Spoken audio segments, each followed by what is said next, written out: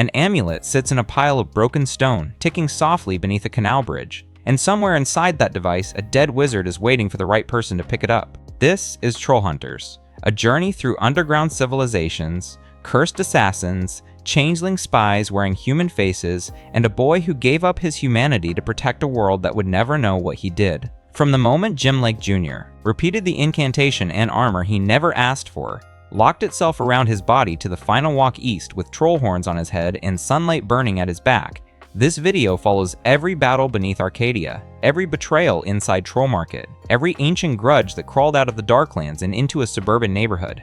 So how did a 15-year-old on a bicycle end up drinking a wizard's potion, losing his own reflection, and walking away from everything he loved to save it?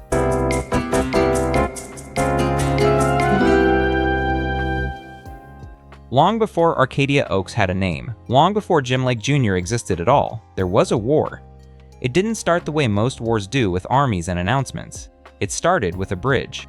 The Killahead Bridge once stood at the border between Camelot and the Wild Wood, an ancient crossing point between the human kingdom and the lands where trolls, goblins, and all manner of magical creatures lived. For a while, the two sides kept a cautious distance. Trolls stayed on their side. Humans stayed on theirs. But peace never lasts in stories like this, and eventually, two forces broke whatever fragile balance remained. On the troll side, there was Gunmar the Black. Gunmar was a gum-gum, a particularly vicious breed of troll, and he wanted more than just the dark places underground.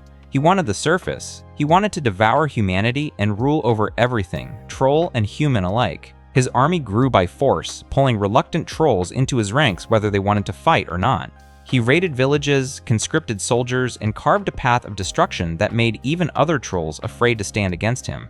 His son, Bular, fought at his side, brutal, loyal, and just as hungry for conquest as his father. On the human side, there was King Arthur. Not exactly the noble figure from the storybooks, at least not in this version. Arthur had his own war going on, one against magical creatures in general. He saw trolls as monsters, and he wasn't wrong about some of them, but his response was to imprison and hunt down even the innocent ones. He captured trolls from a peaceful settlement called Dwoza and locked them in his dungeons. Among those prisoners was a troll named Callista, who would later become far more important than anyone realized at the time. Behind all of this was Morgana, Arthur's own sister, who had turned against humanity and aligned herself with darker powers.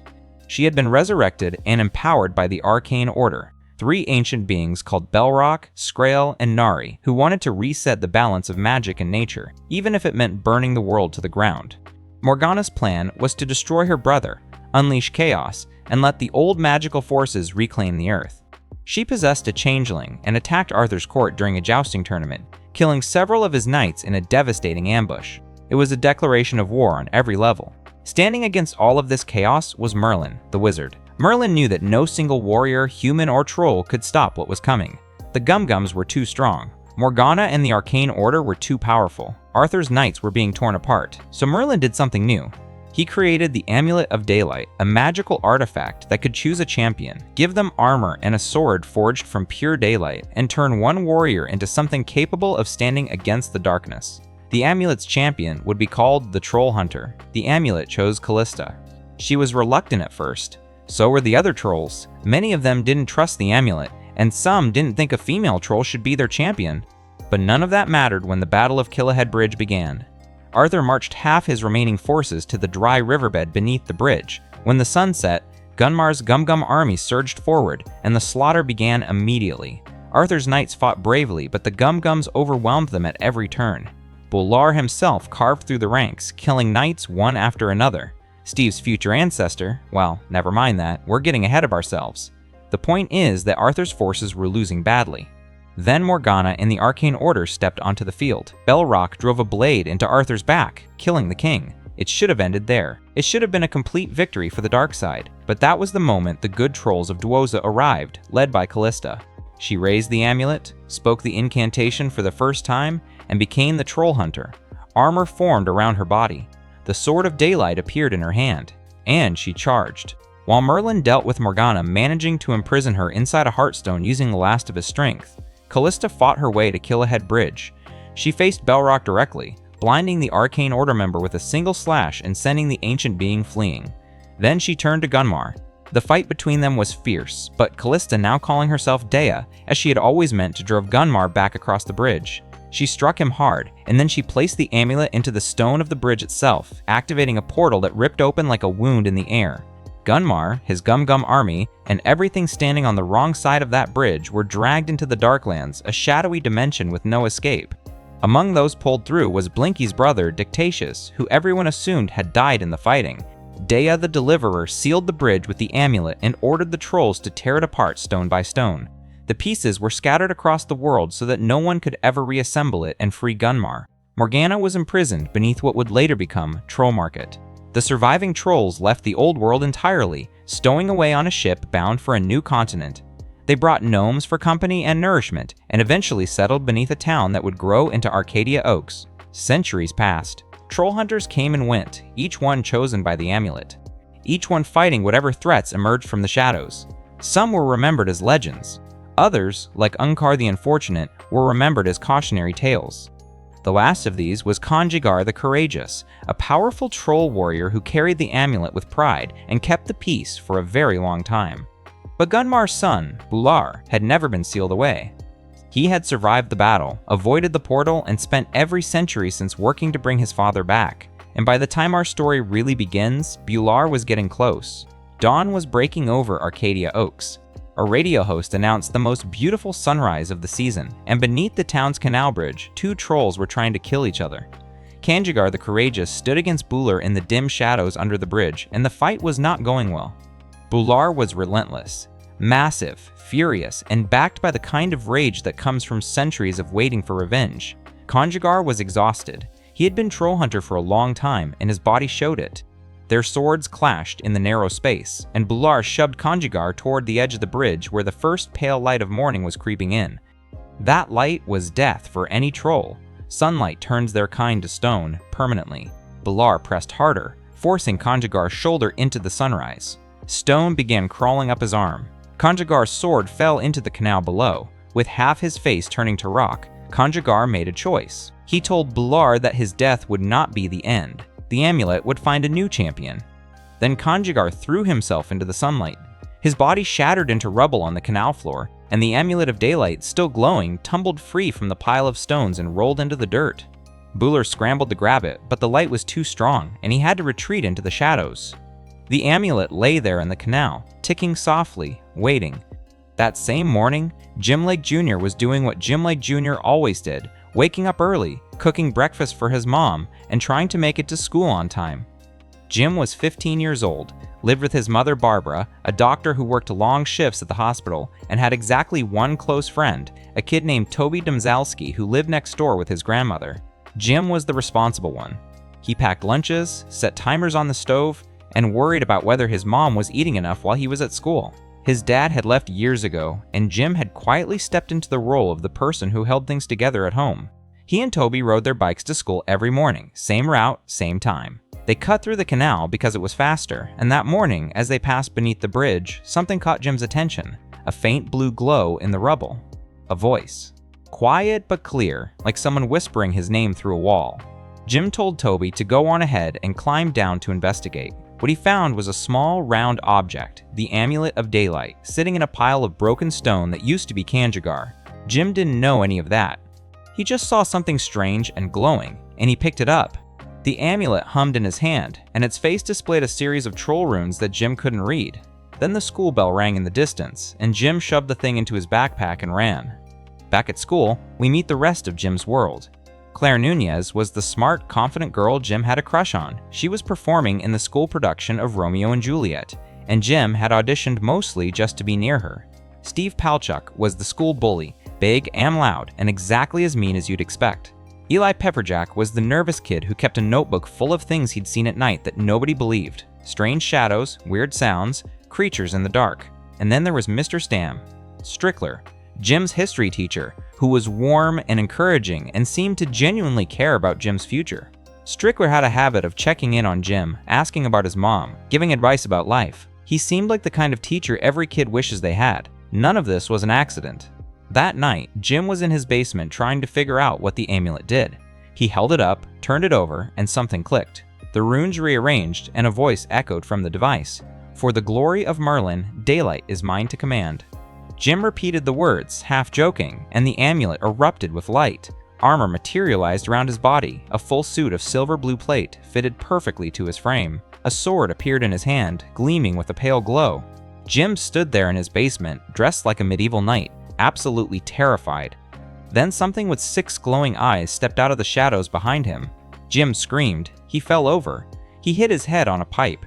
The thing came closer, and Jim screamed again and hit his head a second time. Finally, the creature introduced himself. His name was Blinkus Galadrigal, Blinky for short, and he was a troll with 6 eyes, 4 arms, and an enthusiasm for books and history that bordered on obsessive. Standing behind him was Argamot, a massive, gentle troll built like a small mountain, who had once been a Gum-Gum soldier before defecting to the side of peace. Arg picked Jim up by his feet and held him upside down while Blinky tried to explain what was happening. The amulet had chosen Jim. He was the new Trollhunter, the first human one in the entire history of the title. Blinky was thrilled. Arg seemed cautiously supportive. Jim was mostly just trying not to pass out. Meanwhile, beneath the canal bridge, Strickler stood over Conjigar's remains and examined the empty stone where the amulet had rested. His eyes glowed yellow, slit pupils like a serpent, and when Bular appeared behind him, furious that the amulet had slipped away, Strickler told him calmly that he knew where it was. The amulet had found a new champion. Strickler was not just Jim's history teacher. He was a changeling, a troll spy who could take human form, and he worked for Gunmar. Jim's ordinary life had just ended, and the war had just moved into his school. Blinky and Arg brought Jim to Troll Market for the first time through a hidden entrance beneath the canal bridge, a crystal staircase that spiraled down into the earth, deeper than Jim thought the ground could go. At the bottom, the tunnel opened into something that stopped him cold. Troll Market was enormous, a vast underground city built around a glowing heartstone, a massive crystal formation that pulsed with warm, golden light and served as the life source for every troll living in its reach. The cavern stretched in every direction, filled with stalls, bridges, tunnels, and structures carved from living rock.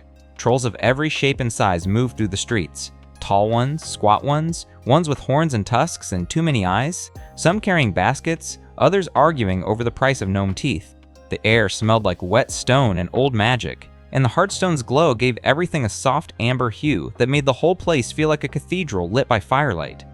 Jim and Toby, because of course Toby came too, Jim told Toby everything, stared at all of it with wide eyes and open mouths. Blinky gave them the tour with the enthusiasm of a professor leading his favorite class. He explained how the trolls had built this place centuries ago after crossing the ocean. He showed them the Hero's Forge, a training arena where past troll hunters had honed their skills. He introduced them to the Heartstone and explained that without it, trolls in the area would weaken and eventually die. And then they met Vendel. Vendel was the elder of Troll Market, ancient, wise, and deeply skeptical of everything Jim represented. He was a tall, goat-like troll with long horns and a permanently tired expression, and his reaction to meeting the first human troll hunter was roughly equivalent to a college dean discovering that a toddler had been accepted into the doctoral program. He didn't hide his doubt. He tested Jim with the Soothscryer, a carved stone face that the troll hunter had to place their hand inside. If the warrior was worthy, the hand came back. If not, well, the Soothscryer was not gentle about expressing disapproval. Jim survived the test, barely, and Vendel allowed the training to proceed, but his expression made it clear that he expected the boy to fail. Far more hostile was Drawl. Drawl was Conjigar's son, a powerful, brutish troll with stone skin and a temperament to match. He had spent his entire life expecting to inherit the amulet. His father had kept a distance from him as he grew up, and Drawl had believed that becoming Trollhunter was the way to finally earn his father's approval. Instead, the amulet had chosen a human teenager who didn't even know what a Gum-Gum was. Drawl challenged Jim to a fight in the Hero's Forge, and everyone in Troll Market knew what that meant. It was a death match, or close enough to one. But that fight was still days away, and in the meantime, Jim had to train. Blinky became his mentor, teaching him troll history, combat technique, and the long legacy of the troll hunters who had come before him. The lessons were dense and often went late into the night, which meant Jim started falling asleep in his actual classes at school. Blinky taught him about the Battle of Killahead, about Dea the Deliverer, about Gunmar and the Darklands, and the centuries of conflict that the amulet was supposed to help resolve. He taught Jim that the troll hunter's duty was to protect both troll and humankind, and that the title carried a weight that had broken warriors far older and stronger than Jim. Jim's first real mission was appropriately small and appropriately ridiculous. A troll named Bagdwella came to the hero's forge in a panic because a gnome was ransacking her shop. Gnomes in this world are tiny, vicious, kleptomaniac creatures with pointy hats and terrible attitudes, and this particular gnome had been stealing everything it could carry. Blinky decided this was the perfect training exercise. He used a device called the Fergulator to shrink Jim down to gnome size so he could enter the gnome's den and retrieve the stolen goods. It went about as well as you'd expect for a kid's first day on the job. Jim fumbled through the gnome's tunnel, got chased, got attacked, and eventually managed to wrangle the creature. Not by killing it, as Blinky had instructed, but by befriending it. Jim chose to take care of the gnome in the gentler sense of the phrase, and the gnome, later named Noam Chomsky, became an unlikely little ally. It was a small choice, but it set the pattern for how Jim would approach the role. He didn't want to kill if he could help it. He wanted to protect. The rematch with Droll came soon after, and it was brutal. Droll was bigger, stronger, and more experienced in every possible way. He hit Jim hard enough to crack stone walls, and for most of the fight, it looked like Jim was going to be crushed. But Jim was quicker than Droll expected, and more stubborn than anyone gave him credit for. He dodged, he improvised, he took hits that should have ended him and kept getting back up. In the end, Jim won, not through power, but through sheer refusal to stay down combined with a move that used Droll's own momentum against him. What happened next surprised everyone. Instead of humiliating Droll or claiming dominance, Jim offered him respect. He acknowledged that Droll was the better fighter, and that the amulet's choice didn't make Droll any less of a warrior. That moment broke something in Droll, not his pride exactly, but the wall he had built around his grief for his father. Slowly, grudgingly, Droll shifted from rival to something closer to an ally. He moved into Jim's basement. Literally, he just showed up and decided to live there, and became a sort of guard and sparring partner for the new Trollhunter. Jim was still terrible at the job. He was still scared every time he put the armor on, but he kept showing up, and in Troll Market, that counted for something. The early stretch of Jim's time as Trollhunter was defined by one uncomfortable realization. The enemy was not just underground. It was already inside Arcadia, walking around in human skin, sitting in classrooms and offices and living rooms. The Changelings were everywhere, and Jim had no idea how deep the problem went. The first major sign came during a school field trip to the Arcadia Oaks Museum. Jim went hoping to spend some time near Claire, which was still his primary motivator for most school activities. Instead, he discovered that the museum's curator, Ms. Nomura, was a changeling. She had a troll form hidden beneath her human appearance, and she was far more dangerous than she looked. Jim stumbled onto her secret by accident, and the encounter nearly killed him. Nomura was fast, skilled with blades, and had no patience for a teenage troll hunter who could barely hold his own sword straight. Jim barely escaped, and the experience rattled him. The museum, it turned out, was one of the places where pieces of the Killahead Bridge were being stored. Bular and the Changelings had been quietly gathering the bridge's scattered stones for centuries, and they were closer to reassembling it than anyone in Troll Market realized. This led Jim and Toby into a deeper investigation of the Changeling presence in Arcadia. Blinky taught them about the Gaggletak, a horseshoe-like device that forced Changelings to briefly reveal their true troll form when touched. Armed with this tool, Jim and Toby set out to identify which people in town were actually imposters. The results were disturbing. There were changelings in positions of authority, changelings in the neighborhoods, changelings embedded so deeply into Arcadia's daily life that rooting them out felt impossible. The biggest and most painful changeling reveal was Strickler himself. Jim had trusted Strickler, liked him even. Strickler was the teacher who remembered Jim's name, who asked about his homework, who seemed to care. But Strickler's yellow-eyed troll form told a different story. He was Waltolomeu Stricklander, a high-ranking member of the Janus Order, the changeling organization that served Gunmar and worked to free him from the Darklands. Strickler had been watching Jim from the beginning, not out of kindness, but because the amulet was the key to opening Killahead Bridge, and Jim was the only one who could use it. The discovery hit Jim hard. It wasn't just that Strickler was an enemy, it was that he was also pursuing Jim's mother, Barbara. Strickler had been charming Barbara for weeks, taking her on dates, bringing flowers, positioning himself as a supportive presence in her life. Whether his feelings for Barbara were genuine or purely strategic was a question the show left deliberately ambiguous. But for Jim, it didn't matter. His teacher was a spy. His mom was being manipulated, and the one adult he had started to rely on outside of his family was working for the same monster that had killed the last Trollhunter. Meanwhile, Eli Pepperjack's paranoia was starting to look a lot less paranoid. Eli had been keeping a log of strange sightings, creatures in the night, weird sounds, shadows that moved wrong. And while everyone at school treated him like a conspiracy theorist, he was actually more right than anyone knew. Eli's storyline in this era is mostly play for comedy, but it quietly set up the idea that Arcadia's secret was getting harder to keep. The more Jim fought trolls above ground, the more evidence leaked into the human world. On the lower stakes side of things, Jim's daily life became a comedy of double bookings. He had Spanish exams and troll history lessons scheduled back to back. He had play rehearsals for Romeo and Juliet while also hunting goblins in the sewers. His grades started slipping, his attendance got spotty, and Steve, still his understudy in the play, kept circling like a vulture waiting for Jim to miss enough rehearsals to lose the role entirely. Senor Uhl, the unforgiving Spanish teacher, had zero patience for Jim's excuses, and Jim's increasingly desperate attempts to keep both lives running smoothly were clearly heading toward a wall. A few of the smaller missions from this stretch deserve a quick mention. Jim dealt with goblin infestations, small, nasty creatures that traveled in swarms and caused chaos wherever they appeared. He handled a situation involving Blinky's love of human culture, which led to some genuinely funny moments where the six-eyed troll tried to understand things like television and cheeseburgers.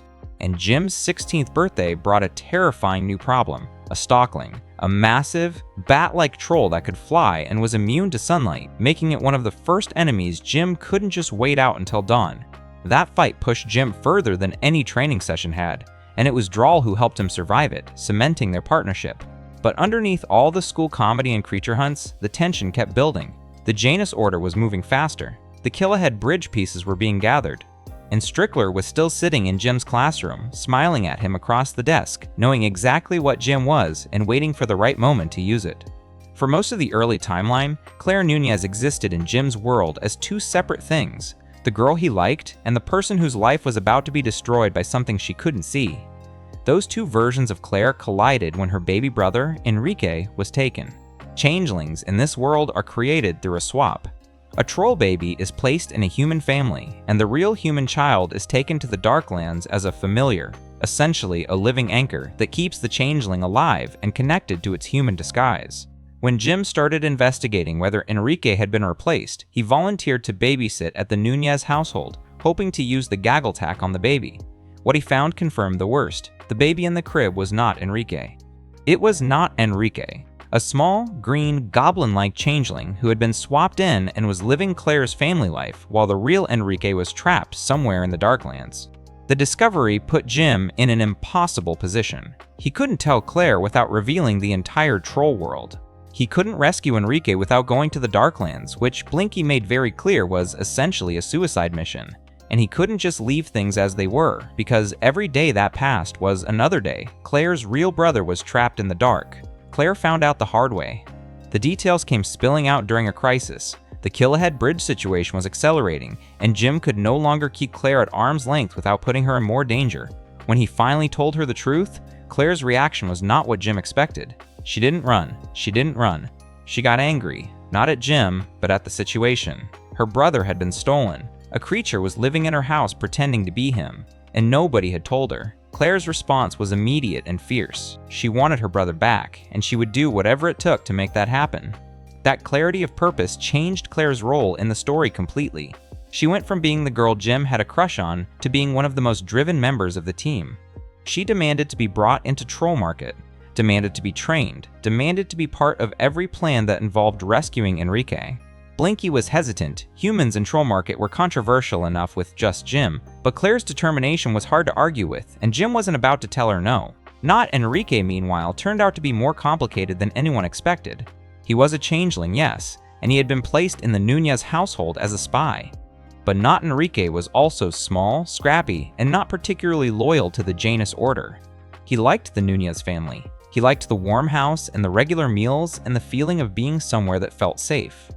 When it became clear that Jim's team was his best chance at not being killed or sent back to the Darklands, non-Enrique started feeding them information.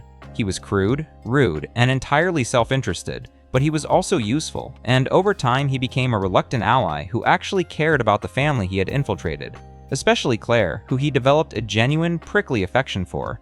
Claire's entry into the troll world also shifted her relationship with Jim from a school crush into something more substantial. They were now partners in a war, sharing a secret that neither of them could tell anyone else. The weight of that secret, and the shared goal of bringing Enrique home, created a bond that went deeper than anything a school play could have built. Claire started training alongside Jim, learning to fight, learning troll lore, and proving almost immediately that she was a fast learner with a sharp mind and absolutely no interest in being protected. The Nunez family, of course, had no idea. Claire's parents, Javier and Ophelia, continued their lives thinking their baby was fine and their daughter was just going through a moody teenage phase. The dramatic irony was painful to watch, especially for Claire, who had to sit at the dinner table and smile at a changeling pretending to be her brother while knowing the real Enrique was alone in the dark. This chapter of the story matters because it's the moment Trollhunters stopped being Jim's solo burden and started becoming a team effort. Toby had always been there, loyal and brave in his own bumbling way. Blinky and Arg were mentors and protectors. Drawl was muscle and support. But Claire added something new. A personal, emotional stake that went beyond duty or friendship. She wasn't fighting because an amulet told her to. She was fighting because her family had been torn apart and she refused to accept it. That refusal would carry Claire through some of the darkest parts of the story still to come. The middle stretch of Part 1 pushed Jim into a corner that kept getting tighter. On one side, the Changelings and Bular were actively working to reassemble Killahead Bridge and use Jim to open it. On the other side, Jim was still trying to pass his classes, keep his mom safe, and pretend that everything was normal. The gap between those two lives was shrinking fast. Strickler's true nature had been exposed to Jim by this point, which created a deeply uncomfortable dynamic. Strickler was still Jim's teacher. He still showed up to school, still graded papers, still walked the hallways with a pleasant smile. But now Jim saw the yellow eyes behind the mask, and Strickler knew that Jim saw them. The two of them circled each other like chess players, each aware that open conflict would mean consequences neither could fully control. Strickler couldn't just kill Jim, the amulet would choose a new champion, possibly one less predictable. Jim couldn't expose Strickler without dragging his mother into a war zone, so they danced, and the tension was suffocating. One of the most important episodes in this stretch centered on Jim breaking into Strickler's office at school. Jim, Toby, and eventually others snuck into the building after hours looking for clues about Killahead Bridge, where the pieces were, how close the Changelings were to finishing it, what the plan was for opening the portal. What they found was worse than expected. The bridge was nearly complete, hidden in the basement of the museum where Namora worked. The Changelings had been smuggling pieces in from around the world for years, and they were running out of stones to find, but the break-in also went sideways. Jim accidentally released a creature into the school, and in the chaos that followed, Strickler revealed his true changeling form directly to Jim in a confrontation that was less a fight and more a threat. Strickler made it very clear that he knew about Jim's weaknesses, his mother, his friends, his desperate need to keep the human and troll sides of his life separate. He also made it clear that if Jim tried to move against him openly, Barbara would be the one who suffered. That threat hung over everything Jim did in the episodes that followed. He trained harder. He pushed deeper into troll lore with Blinky, learning about the Triumvirate Stones, 3 ancient artifacts that, if combined with the amulet, could theoretically destroy Gunmar permanently. The stones were the Birth Stone, the Kill Stone, and the Eye of Gunmar, each one tied to a different aspect of Gunmar's power. They were scattered, hidden, and incredibly dangerous to acquire, but their existence gave Jim something he badly needed, a long-term plan that went beyond just surviving the next fight. Drawl, meanwhile, had fully shifted into his role as Jim's protector. He slept in Jim's basement, patrolled the house at night, and trained Jim in hand-to-hand combat that was considerably more painful than Blinky's academic lessons.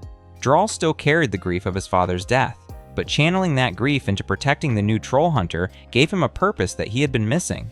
The two of them developed a rough but genuine friendship, the kind built on mutual respect and shared bruises rather than words. The Killahead Bridge situation reached its climax when the Changelings finally completed the reconstruction. The bridge stood assembled in the museum basement, and all they needed to open the portal to the Darklands was the Amulet of Daylight in the Trollhunter's hand. Bular and Strickler needed Jim alive and cooperative, which meant leverage. They kidnapped Blinky. Jim walked into a trap knowing it was a trap because he didn't have a choice. His mentor was being held underground, and the price of Blinky's life was Jim's hand on the amulet placed into the bridge's central stone to open the doorway. Jim told Claire he would bring Enrique back, a promise he meant with everything he had, and then he went. What followed was the most intense confrontation of the first half of the show. Jim placed the amulet in the bridge. The portal began to open. The Darklands yawned on the other side, dark and bottomless and radiating cold. But Jim had not come alone. Toby, Drawl, and Arg arrived, having tracked Jim's location using a device Toby had planted earlier. The fight erupted across the museum basement. Jim against Bular, Droll against Changeling guards, Arg smashing through anything that moved. The bridge was open and pulling everything toward it. Changelings, rubble, and light itself seemed to bend toward the portal. And that was when Droll made his move. Droll threw himself at the bridge.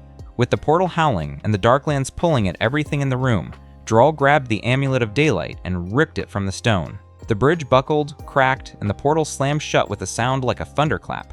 But the force of the extraction took Droll's right arm with it, torn away at the shoulder as the bridge collapsed around him. Droll fell to the ground, bleeding and broken, but alive. The Killhead Bridge was destroyed again, its pieces scattered across the floor. Jim didn't have time to celebrate. Bular was still alive, still in the museum, and furious. The fight between Jim and Gunmar's son spilled out of the museum and into the streets of Arcadia, eventually reaching the canal, the same canal where Conjigar had died, under the same bridge where Jim had found the amulet. It felt like the story was coming full circle, and in a way, it was. Bular was everything Jim was not. Bigger, stronger, older, more experienced, and absolutely willing to kill. He swung his twin swords with a ferocity that cracked the concrete beneath them, and Jim spent most of the fight just trying to stay alive. But Jim had been training for weeks now, and more importantly, he had learned something that Bular never had: how to think while fighting. Jim was scared, but he used the fear instead of drowning in it. He dodged, he repositioned, he let Bular overcommit on big swings and punish the openings. The killing blow came when Jim caught Bular off balance near the edge of the canal where the morning light was starting to creep in. Jim drove the Sword of Daylight into Bular's chest, and Bular, Gunmar's son, the troll who had killed Conjigar, the monster who had terrorized Arcadia for centuries, staggered backward into the sunlight. His body began to turn to stone, cracking and crumbling from the outside in. Bular tried to speak, tried to move, but the light was faster. He froze mid-step, a statue of rage and disbelief, and then Arg charged forward and smashed the statue to pieces. Bular was gone. It was the first real victory of Jim's career as Trollhunter, and it felt enormous. The team gathered in the aftermath, exhausted and bleeding, but alive. Droll had lost his arm, but was already making dark jokes about it. Toby was shaking with adrenaline. Arg stood guard over the rubble. Blinky was free, rattled but unharmed. But the victory was smaller than it seemed. Gunmar was still alive in the Darklands. The Killahead Bridge could be rebuilt. It couldn't be permanently destroyed, only scattered. The Janus Order was still operating. And Strickler had escaped during the fight, slipping away into the night with a kind of practiced ease that suggested he had planned for this exact outcome. The Changeling leader was not the type to go down with a sinking ship. He would regroup, find new leverage, and come back more dangerous than before. The destruction of Bular also created a power vacuum among the villains. Bular had been Gunmar's enforcer on the surface, the one keeping the Changelings in line through fear. Without him, the Janus Order started fracturing. Strickler, already distrusted by some members for his personal ambitions, found himself scrambling for control. Otto Scarback, another high-ranking Changeling, was positioning himself as an alternative leader. The politics among the bad guys were getting messy, and messy politics among villains usually means someone is about to make a desperate move. For Jim and his friends, the immediate aftermath was a strange mix of relief and dread. They had beaten the biggest threat they had faced so far, but every troll in Troll Market who knew the old stories understood that Bular was just the guard dog. The real danger, Gunmar himself, still trapped but still scheming, hadn't been touched. And the Darklands were still out there, still holding Enrique and who knew how many other stolen children, still waiting behind a door that Jim now knew he could open. Jim had made a promise to Claire. He would bring her brother home. That promise was going to cost more than anyone realized. After the dust settled from Bular's death, the show paused just long enough to let the characters breathe, and to make it very clear that breathing room was about to become a luxury. Jim was pulled into a deeper connection with the amulet's history in the episodes that followed, and what he found there was not comforting. Through the Soothscryer, Jim was able to reach the Void, a spiritual plane where the souls of past Trollhunters existed after death. It was here that Jim encountered Conjigar's spirit directly. Conjigar had been a stern and distant father to Droll in life, but in death, he was blunt with Jim in a way that felt almost protective. He told Jim that the Trollhunter's path was not one of glory, it was one of sacrifice. He told him about Gunmar's resilience, about the Darklands, about the fact that sealing the Gum leader away had never been a permanent solution. Gunmar was patient and his followers were still working to free him. Conjigar also spoke about Dea, about the first Trollhunter's courage and the cost of her victory at Killahead. The message was simple. Jim needed to understand that the enemies ahead of him had longer memories and deeper plans than he could imagine. Jim also learned more about the triumvirate stones during this period. Blinky's research intensified, and the team began mapping out where the 3 stones might be hidden. The Birthstone, the Killstone, and the Eye of Gunmar each carried a piece of Gunmar's power, and combining them with the amulet was the only known way to destroy the Gum leader permanently. But finding them would mean leaving Arcadia, traveling to places that were dangerous even by troll standards, and dealing with guardians and traps that had been set centuries ago. Claire, meanwhile, was being brought fully into Troll Market's inner circle. She spent time learning from Blinky, training with Jim, and pushing for any plan that would bring Enrique home faster. Her presence in Troll Market was controversial among the troll population. 2 humans in their sacred city was already 2 more than most trolls were comfortable with.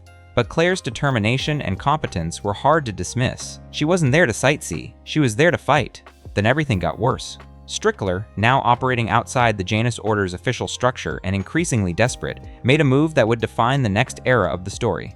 Together with Otto Scarback, he traveled to a remote location called the Temple of Asa Thune, a sealed prison that had held one of the most dangerous creatures in troll history for centuries. Inside was Angor Rot. Angor Rot had once been a hero. During the ancient war for the surface lands, he had been a troll warrior who fought to protect his people from Gunmar's forces. But the war had broken him, and in his desperation for power, Angor had sought out Morgana, known in some tellings as the Pale Lady, or Baba Yaga. He offered her a piece of his own flesh in exchange for magical abilities strong enough to turn the tide. Morgana accepted the trade, but she twisted it. She carved the flesh into a stone ring called the Inferna Copula, and she trapped Angor's soul inside it.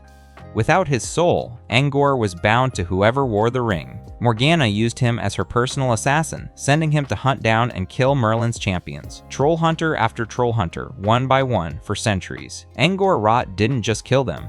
He harvested their souls to fill the emptiness where his own used to be. Vendel described him as unpredictable, capable of striking at any time, and more dangerous than almost any threat Troll Market had ever faced. By the time Strickler found the Temple of Asa Thune, Angor Rot had killed dozens of troll hunters and had even attempted to hunt Merlin himself before being imprisoned. Strickler and Otto entered the temple and woke Angor from his long sleep. Angor attacked them immediately. He was not grateful for the rescue. But Strickler had grabbed the Inferna Copula before the fight started, and when he slipped the ring onto his finger, Angor froze. The ring gave Strickler control over the ancient assassin's will. Not complete control. Angor was too clever and too angry for that, but enough to point him in a direction and let him loose. Strickler pointed him at Jim. The order was simple: kill the human troll hunter. Angor accepted, but in his own way and on his own schedule. He began by sending his detachable eye into Troll Market to spy on Jim's team. He carved golems from his own flesh, animated stone soldiers that could rise from mud, crystal, or any material they landed in, and sent them to test Jim's defenses. He was patient, methodical, and terrifyingly intelligent.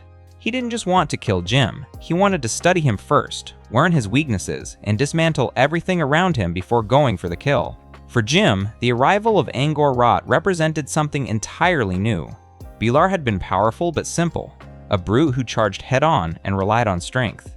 Angor was a strategist, a magical combatant, and a creature who had been doing this for longer than Arcadia Oaks had existed. He could teleport, create illusions, manipulate shadows, and use traps that Jim had never encountered in training. The first time Jim saw one of Angor's golems rise from the ground and come for him, he realized that the rules of the fight had changed completely. The era of small goblin hunts and school night patrols was over. Jim had beaten Gunmar's son, but in doing so, he had attracted the attention of something far older, far more patient, and far more personal in its cruelty. Angor Rot didn't care about Gunmar's freedom or the Janus Order's plans. He cared about the hunt, and Jim was his newest target. The amulet glowed softly in Jim's pocket as he walked home that night. Arcadia Oaks was quiet, the streetlights humming their usual orange glow over empty sidewalks. But Jim could feel it. Something in the dark had shifted, and the quiet wasn't peace anymore. It was just the space between one fight ending and the next one beginning. The death of Angor Rot's first golem in Jim's neighborhood was not the end of anything. It was the beginning of a long, grinding stretch of the story where Jim had to fight a war on multiple fronts, chasing the triumvirate stones while Angor Rot chased him, keeping his school life together while his grades cratered, and holding his team together while the pressure cracked at everyone's edges. This era of the show is where Trollhunters stopped being a story about a kid who found a magic amulet and started being a story about what that amulet actually costs. The Triumvirate Stones were Jim's best chance at ending Gunmar permanently. 3 artifacts: the Birth Stone, the Kill Stone, and the Eye of Gunmar, each tied to a different aspect of the Gum leader's power. If all 3 were combined with the Amulet of Daylight, the resulting weapon could theoretically destroy Gunmar in a way that mere combat never could. Blinky's research had traced the locations of the stones to various dangerous corners of the troll world, and so the hunt began. The first stone took the team to Gato's Keep, the lair of Gato, a massive troll so enormous that his body essentially formed a living mountain. Gato was ancient, cantankerous, and obsessed with collecting valuable objects, which he stored inside his own volcanic stomach. The team had to enter Gato's body to retrieve the Birthstone, which is exactly as disgusting as it sounds. Jim, Claire, and Toby navigated tunnels of living rock, avoided rivers of acid, and dodged Gato's immune system, which took the form of aggressive internal defenses, while Blinky tried to keep Gato talking long enough to buy them time. The whole sequence was equal parts adventure and gross-out comedy, and the show leaned into the absurdity of it. They retrieved the Birthstone, barely, and got out before Gato's patience ran out entirely. The second stone, the Kill Stone, was held in the deep marshlands, a region of the troll world that was dark, wet, and crawling with dangers that even Blinky's books couldn't fully prepare them for. The marshlands episodes were slower and moodier than the Gato adventure, with the team pushing through fog and murky terrain while dealing with creatures that lived in the deep places. Claire and Jim spent time together during this journey, and their relationship shifted from awkward teenage crush to something steadier. Claire asked Jim to be her dance partner for the school's spring fling, which was a small, human-scaled moment tucked inside a much larger adventure. That balance, the troll war and the school dance coexisting in the same week, was the show's signature tone, and it worked because neither side was treated as less important than the other. Jim cared about both. He wanted to save the world and he wanted to dance with Claire, and the show never made him choose one over the other in a permanent way. While the stone hunts pulled the team out of Arcadia, Angor Rot used their absence to tighten his grip. He sent his detachable eye into Troll Market to spy on conversations, learning about the Triumvirate Stones and the team's plans. He carved new golems and deployed them as distractions and traps, testing Jim's reaction time and forcing the team to split their attention. And then Angor did something that raised the stakes dramatically. He placed a curse on Jim. The curse was delivered through one of Angor's enchanted totems, and its effect was devastating. It gave Angor control over the Sword of Daylight. Jim could still summon the sword, but Angor could call it away from him at will, ripping it from Jim's hand mid-fight and teleporting it into his own. That meant Jim's primary weapon was no longer reliable. At any moment, in any battle, the sword might simply vanish and appear in the hands of someone who knew exactly how to use it. The psychological weight of that was as bad as the tactical disadvantage. Jim couldn't trust his own gear anymore, and Angor knew it.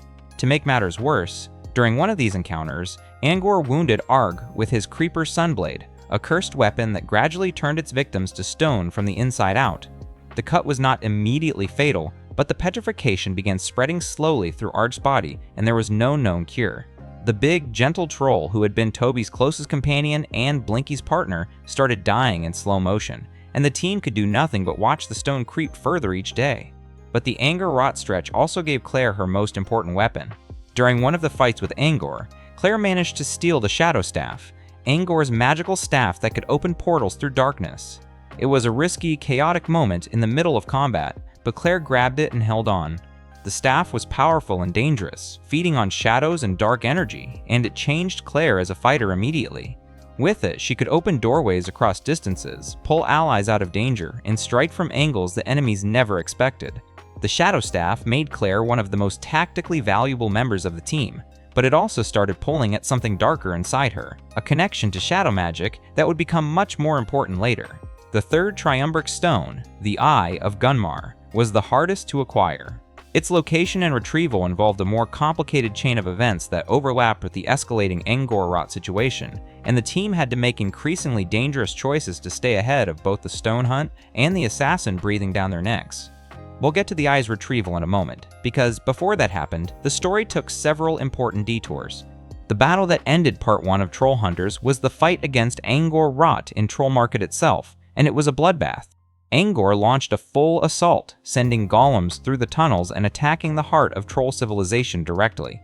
The fight pulled in everyone: Jim, Claire, Toby, Blinky, Drawl, and even Strickler, who briefly fought alongside the team before departing. Strickler gave Jim the final triumvirate stone, the Eye of Gunmar, as a parting gift, a thank you for letting him leave alive. It was a surprisingly decent gesture from a character who had spent most of the show being terrible, and it hinted at a complexity in Strickler that the show would explore much further down the line. The battle against Angor came down to a series of desperate moves. Angor had the Sword of Daylight thanks to his curse, and he wielded it with the skill of someone who had killed Trollhunters for centuries. Jim was fighting without his primary weapon, improvising with troll tools and sheer stubbornness.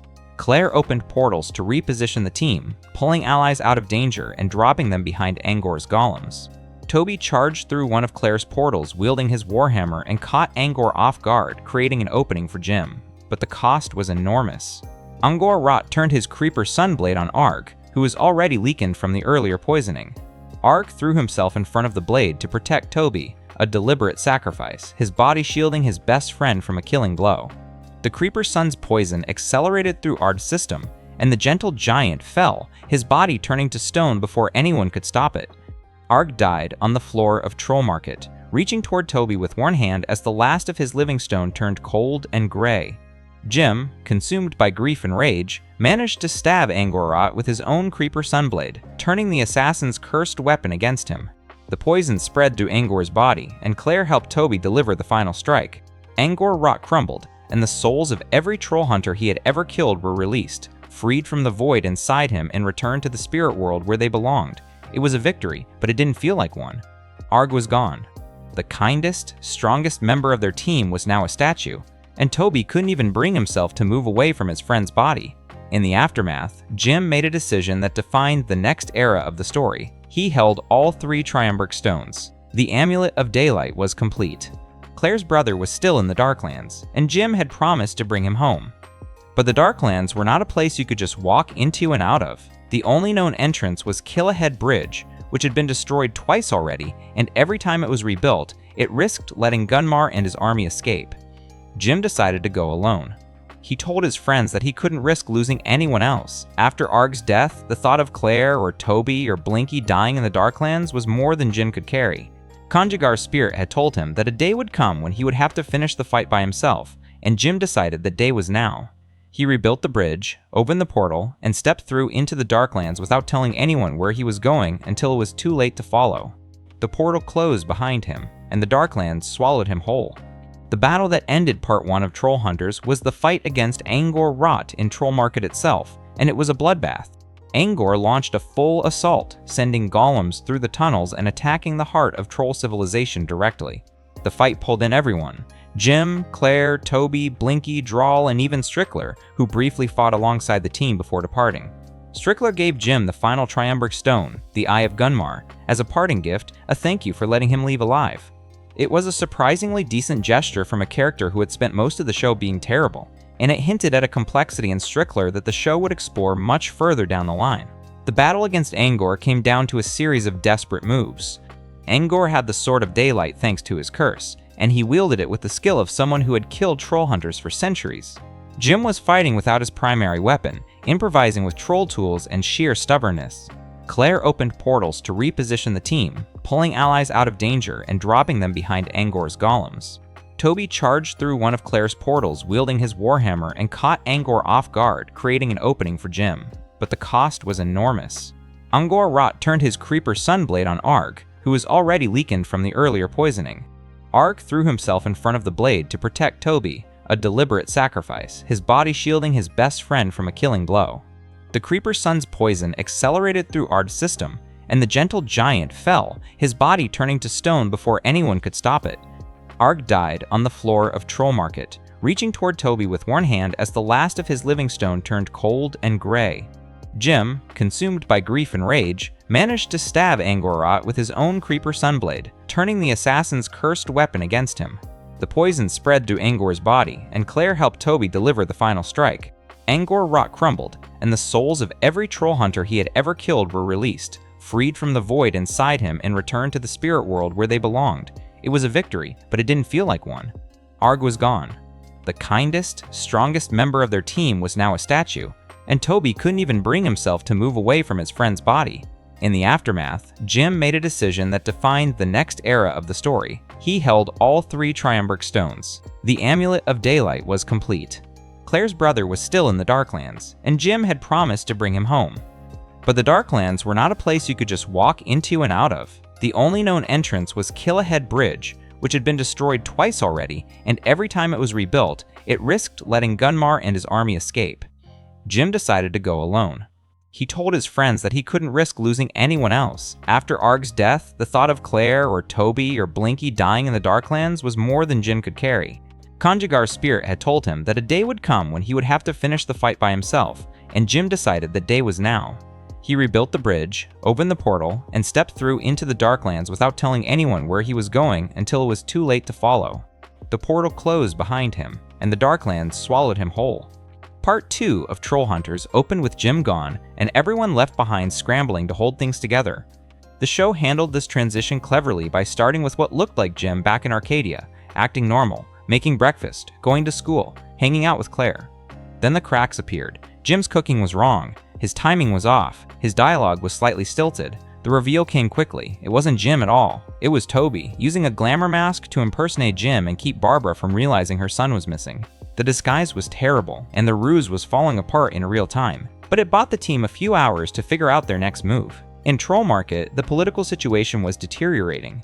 The Troll Tribunal, a council of troll leaders who oversaw disputes and governance, was meeting to decide what to do about Killahead Bridge now that Jim had used it.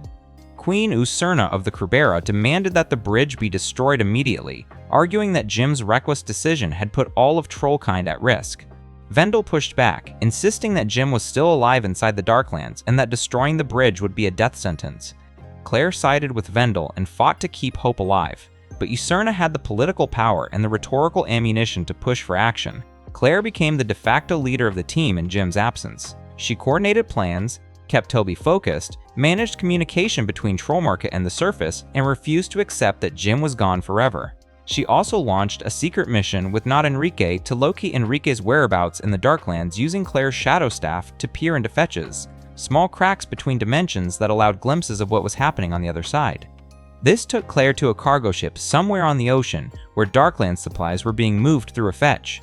She and Not Enrique nearly drowned in the process, barely escaping when Claire's portal magic failed temporarily under the strain. It was a reckless, desperate operation, and it showed how far Claire was willing to push herself when someone she loved was in danger. Meanwhile, in the Darklands, Jim was very much alive, but in very bad shape. He was captured almost immediately after arriving, dragged to a cell by goblin soldiers, and presented to Gunmar himself. The Darklands were everything Blinky's books had described, and worse, a lightless, sprawling dimension of jagged rock and perpetual twilight, filled with gum-gum soldiers, goblin patrols, and creatures that defied easy description. Gunmar was enormous, armored in living darkness, and possessed a calm, predatory intelligence that made Bular look like a tantrum, throwing child by comparison.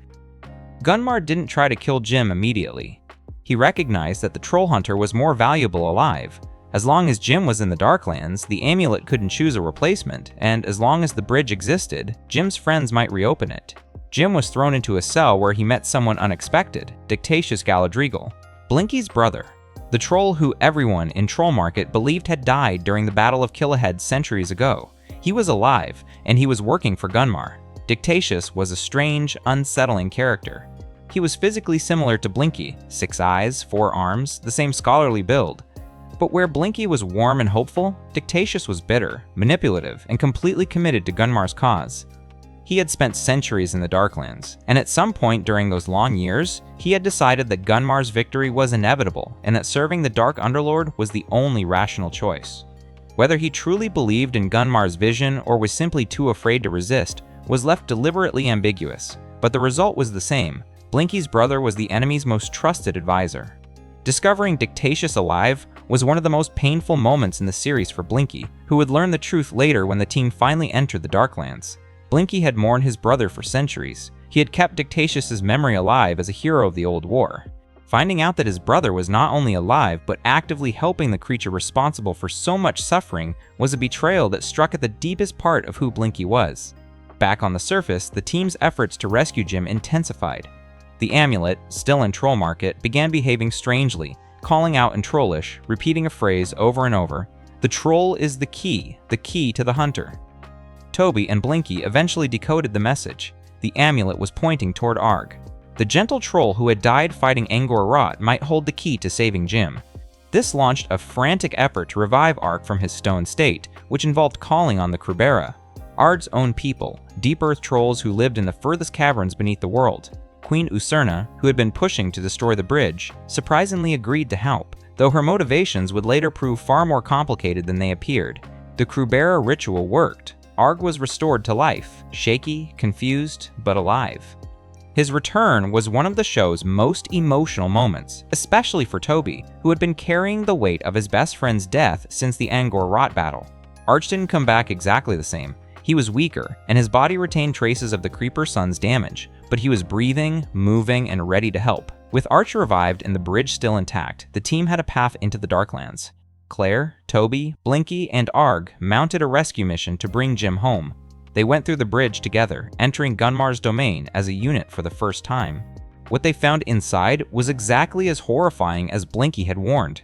Endless dark tunnels, goblin patrols, and a pervading sense of malice that hung in the air like smoke. Inside the Darklands, the rescue mission collided with Jim's own attempts to survive and accomplish the goal he had come for, finding Enrique. Jim had been held in Gunmar's cells, interrogated by Dictatius, and pitted against Nomura in a forced fight that Gunmar staged for his own entertainment. Nomura, the Changeling Museum curator who had once been Jim's enemy, was trapped in the Darklands as punishment for her earlier failures on the surface.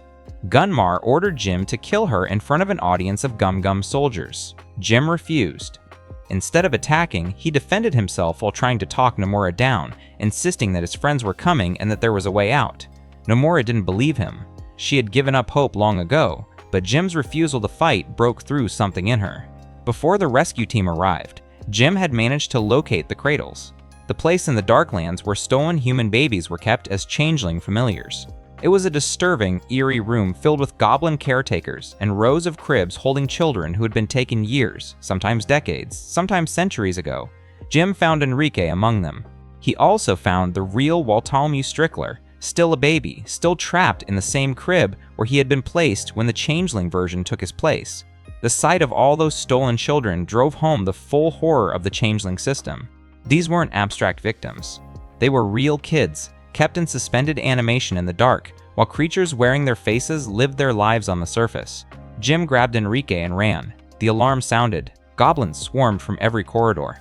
And that was when the rescue team arrived, crashing into the Darklands through the bridge, fighting through goblin patrols, and converging on Jim's position. Blinky encountered Dictatius, and the reunion was as painful as expected.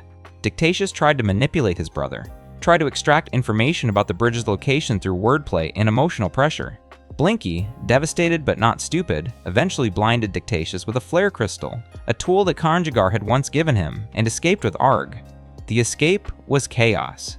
Jim, carrying Enrique, fought through corridors toward the bridge with Nomura unexpectedly at his side. Nomura had decided that Jim's reckless optimism was better than dying alone in Gunmar's prison, and she fought with everything she had to help them reach the exit. At one point, Nomura nearly fell from a ledge, and Jim tried to catch her. He was too weak from days of captivity to pull her up. Nomura looked at him, told him to go, and let go of his hand. She dropped back into the Darklands to hold off the pursuing Gum so the others could escape. Jim made it back to the bridge. He managed to throw Enrique through the portal to Claire on the other side, just as the Tribunal's order was being carried out. Usurna had convinced the Tribunal to destroy the bridge while the rescue was still underway. The bridge began collapsing, and in the final seconds, Drali, who had been guarding the bridge on the surface side, charged to gyre through the portal, grabbed Jim and the others, and pulled them out. But the extraction was messy and rushed, and in the chaos, Toby failed to confirm that only their team had come through. Gunmar came through. Gunmar, Dictatius, and a handful of Gum soldiers slipped through the bridge in the final moments before it collapsed. The door to the Darklands sealed behind them, but the damage was done. The Gum leader, the monster who had been sealed away for centuries, was now standing on the surface world for the first time since the Battle of Killahead. Jim had gone into the Darklands to rescue one baby, and he had accidentally unleashed the greatest threat the troll world had ever known. Claire got Enrique back. Jim and Claire shared their first real kiss in the aftermath, a moment of pure relief and exhaustion and something like love. Nomura had survived. She came through with the team at the last moment, battered but alive and officially reformed. But the victory was hollowed by the cost. Gunmar was free, Dictatius was loose on the surface. And the bridge. The only known way back into the Darklands, where countless other stolen children still waited, was destroyed again. Jim had kept his promise to Claire. He had brought her brother home. But the price was the one thing the entire history of the Trollhunters had been built to prevent. The episodes that followed Jim's return from the Darklands are some of the quietest in the series, and they exist for a reason. The show needed to slow down and let the damage settle, because what Jim had been through in the Darklands had changed him in ways that weren't immediately visible but were felt in every scene. Jim was home. He was safe. Enrique was back with his family, and Claire's relief was visible in everything she did. But Jim was not the same kid who had walked through that portal. He was thinner. He was jumpier. He flinched at sudden movements and had trouble sleeping. The Darklands had taken something from him. Not his courage, but his confidence that courage was enough. He had seen Gunmar up close. He had been held in a cell, forced to fight a friend, and watched the worst-case scenario unfold in real time. The boy who came back from the Darklands was quieter, more hesitant, and far less certain that he could handle what was coming. The amulet reflected Jim's internal state by glitching. It malfunctioned during routine activations, producing armor that was incomplete or weapons that flickered in and out of existence. Blinky theorized that the amulet was responding to Jim's emotional turmoil. The device had always been somewhat sentient, choosing its champions based on qualities deeper than physical strength, and Jim's shaken confidence was affecting the connection. This created a practical problem on top of the psychological one. Jim couldn't rely on his gear, which meant every fight was riskier than it should have been. The show used a few lighter episodes to decompress. Jim was invited to Claire's family barbecue, a genuinely sweet domestic episode where Jim tried to be a normal boyfriend meeting his girlfriend's parents while his amulet kept activating at random moments. He had to hide troll armor in the bathroom, explain away sudden flashes of blue light, and pretend that everything was fine while Javier and Ofelia Nunez sized him up. It was funny and warm, and it reminded both Jim and the audience that the human side of his life was still worth protecting. A school assignment about parenting. The classic carry a sack of flour like a baby project overlapped with the emergence of a gruesome and oozy, shapeless creature that showed up in Arcadia.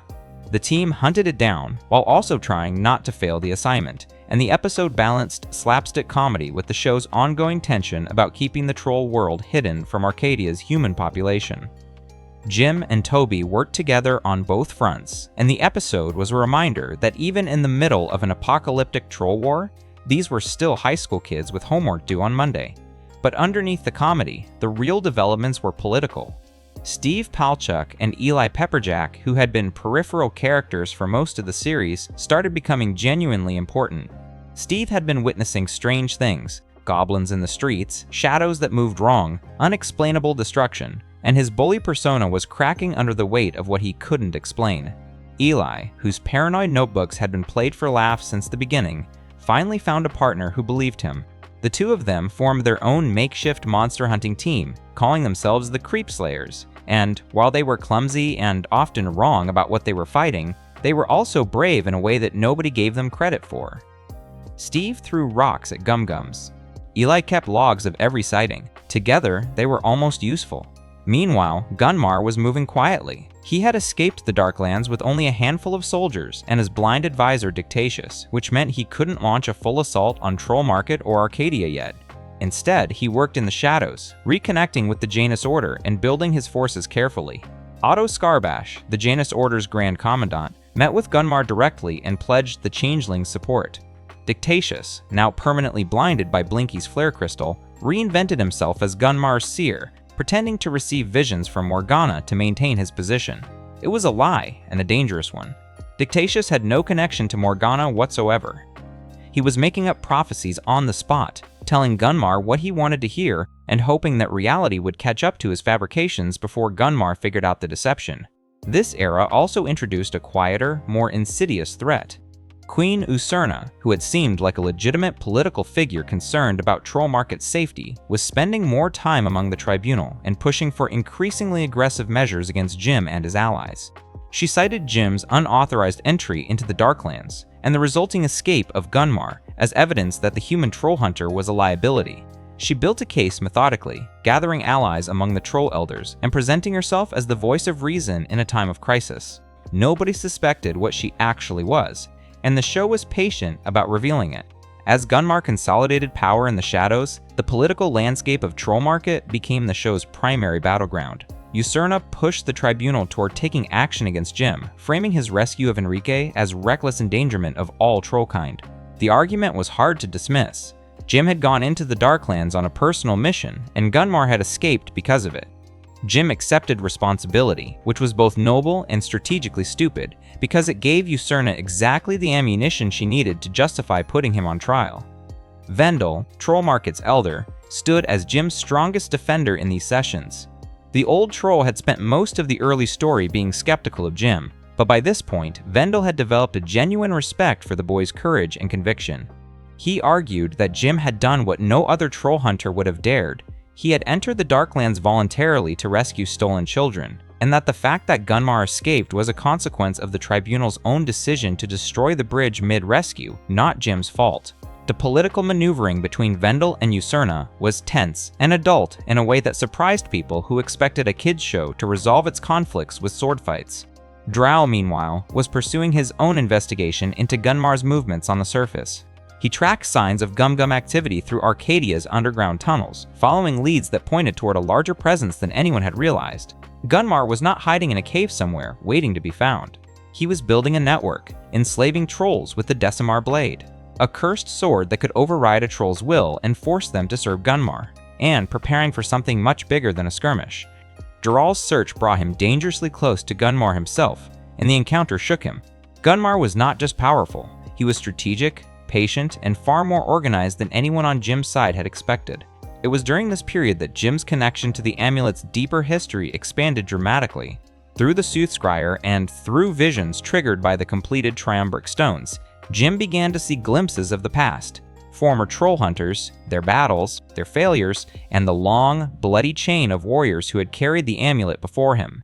He saw how each troll hunter had faced their own version of Jim's burden, the isolation, the impossible choices, the knowledge that the job would probably kill them. He also began to sense something else within the amulet, a presence, ancient and deliberate, guiding the device's choices. That presence was Merlin. Merlin had not been an active force in the story until now.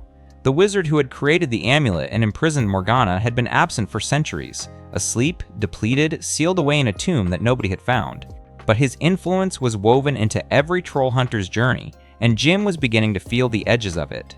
The amulet wasn't just a weapon, it was a system, designed by Merlin to protect the world from Gunmar, from Morgana, and from threats that even Merlin himself couldn't face alone. Jim was part of that system, and the system was now pointing him towards something he wasn't ready to understand. The old history also revealed more about the limits of what the troll hunters could do. The amulet was powerful, but it was not infinite. It chose champions based on need, not on power, which is why it had chosen a human teenager instead of a troll warrior. It could be damaged, weakened, or even destroyed. And most importantly, the amulet was not the only piece of Merlin's design. It was one part of a much larger mechanism that included Merlin's tomb, the Staff of Avalon, Morgana's prison, and the Heartstone itself. All of these pieces were connected, and Gunmar's escape had set something in motion that went far beyond a single villain's ambition. Strickler reappeared during this stretch, not as a villain, but as something more complicated. He had been in hiding since leaving Arcadia, but the news of Gunmar's escape pulled him back.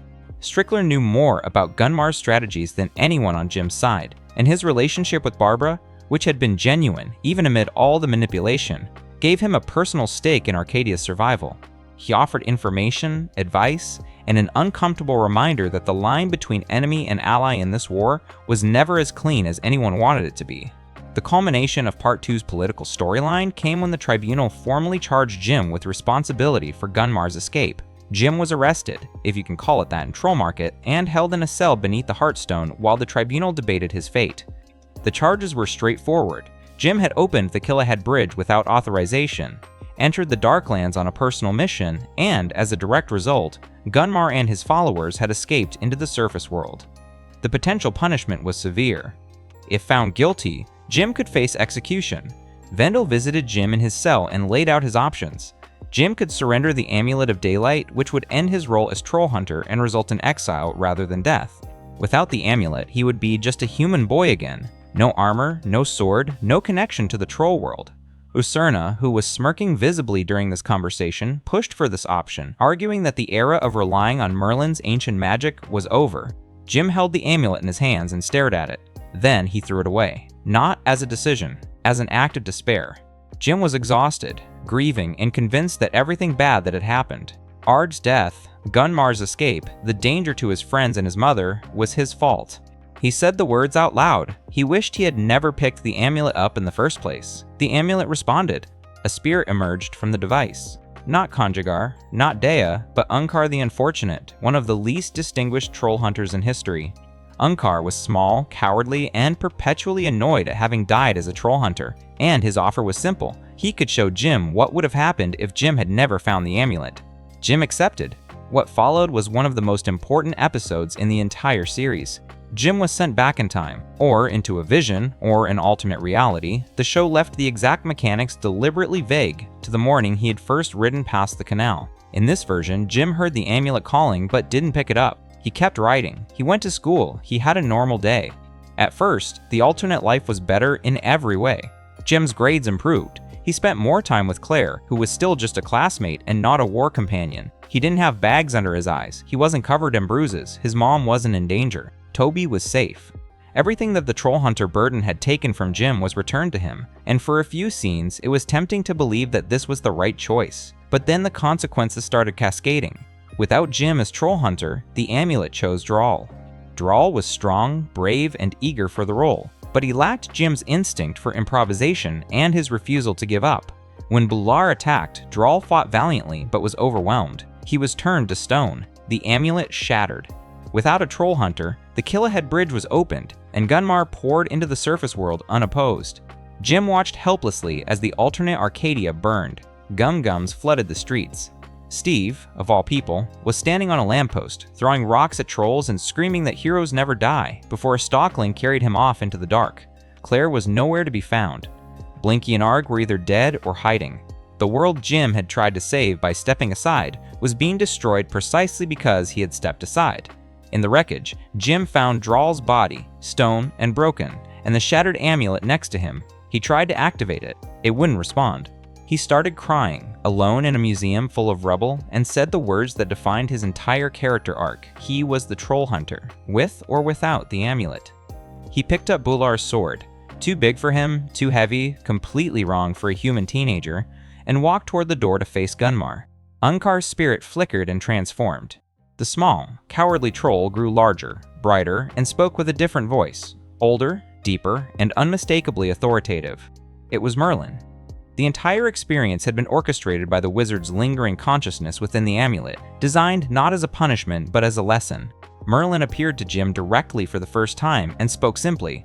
Gunmar was free, Troll Market was in peril, and of all creatures in both worlds, Merlin had chosen Jim. Now he had to show them why. Jim was pulled back to the real timeline. He picked the amulet up off the cell floor. His friends were waiting outside to escort him to the tribunal. Usurna reminded him one final time that he could walk free if he surrendered the amulet. Jim refused. He told the tribunal that the amulet was his, and he was keeping it. The tribunal's verdict was neither acquittal nor execution. It was exile to the deep, a cavernous realm beneath Troll Market where the most dangerous troll criminals were sent. The deep was Usurna's territory, the ancestral home of the Krubera, and sending Jim there felt like a compromise on the surface, but was actually a calculated move by Usurna to put Jim somewhere she could control. In the deep, Jim faced a trial of fears, a vision quest that forced him to confront his deepest terror. Jim's fear, it turned out, was not death. It was not Gunmar. It was losing his humanity. The vision showed Jim as a monster, not a protector, but something inhuman, violent, stripped of everything that made him Jim. That fear would prove prophetic in ways the show hadn't revealed yet. Jim survived the deep.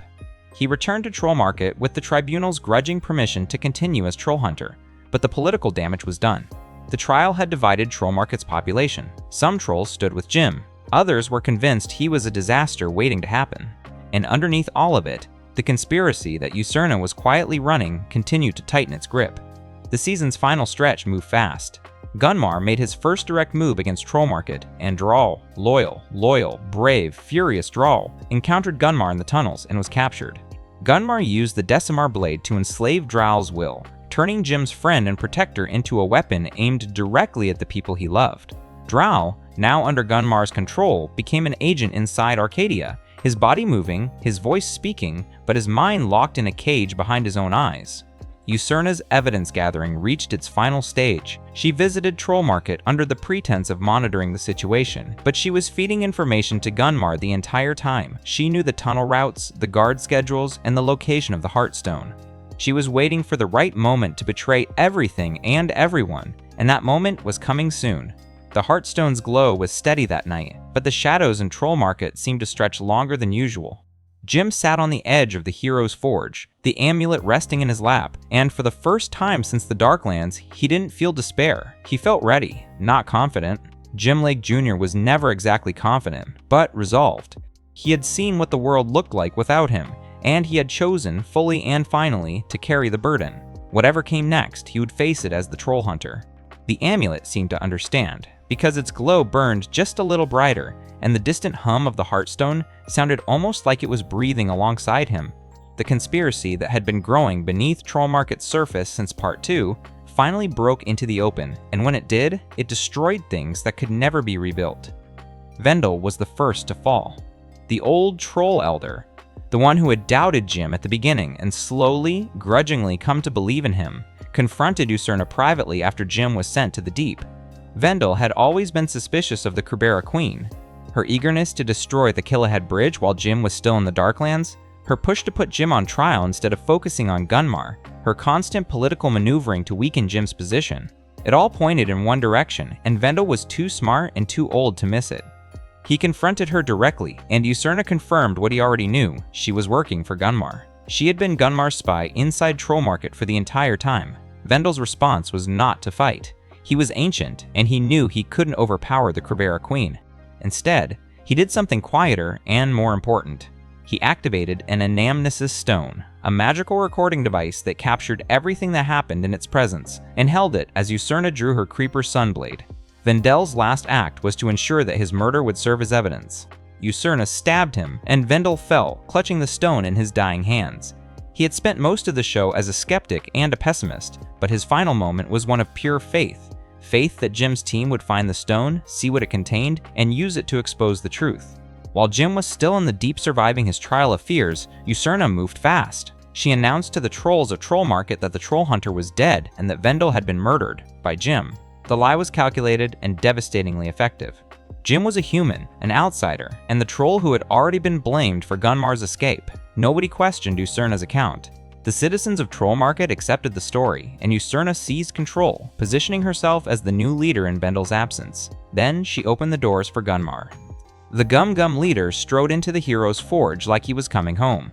Usurna stood beside him and introduced him to the terrified population of Troll Market as their new ruler.